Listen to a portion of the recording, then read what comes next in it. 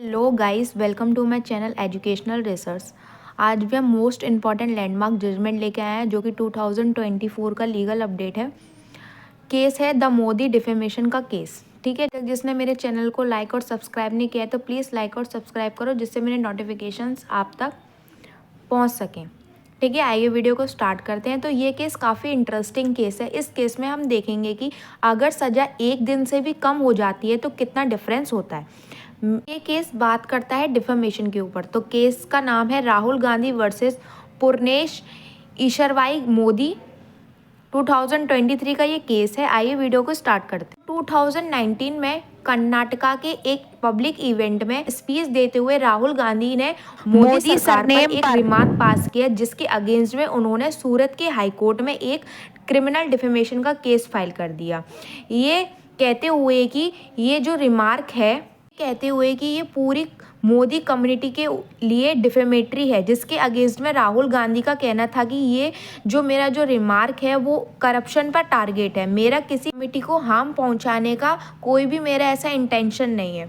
ठीक, तो सूरत के जस्टिस एच वर्मा ने राहुल गांधी को क्रिमिनल डिफेमेशन के केस में गिल्टी पाते हुए 2 साल की सज़ा, जो कि मैक्सिमम सेंटेंस थी, वो सुनाई। अब जो 2 साल की सज़ा है वो बहुत इम्पॉर्टेंट है। ठीक है, अगर सज़ा 1 दिन से भी कम होती है, मीन्स 1 ईयर 64 डेज की भी होती है तो इतनी प्रॉब्लम नहीं होती। ठीक है, क्यों? यहाँ आता है रिप्रेजेंटेशन ऑफ पीपल एक्ट का सेक्शन 8। ठीक, एंड कॉन्स्टिट्यूशन का आर्टिकल 102, ये आर्टिकल जो कहते हैं कि एमपी और एमएलए को तुरंत डिक्वालीफाइड कर दिया जाएगा पार्लियामेंट से अगर उनको किसी भी क्रिमिनल केस में दोषी पाया जाता है और 2 या 2 से ज़्यादा साल की सज़ा सुनाई। तब सूरत में क्या हुआ, उनको क्रिमिनल डिफेमेशन के केस में गिल्टी पाया गया। ठीक है, और 2 साल की सज़ा उनको सुनाई गई। इसके कारण लोकसभा से राहुल गांधी को डिक्वालिफिकेशन कर दिया गया। डिक्वालिफिकेशन का मतलब 2 साल की सज़ा, ठीक, और 6 साल का डिक्वालिफिकेशन। ठीक है, मतलब 8 साल। अगर हम इनको टोटल करेंगे मतलब 8 साल तक अब राहुल गांधी इलेक्शन नहीं लड़ सकते। देन उसके बाद गुजरात हाई कोर्ट में अपील फाइल की गई स्टे लगाने के लिए, पर उन्होंने फाइल रिजेक्ट कर दी।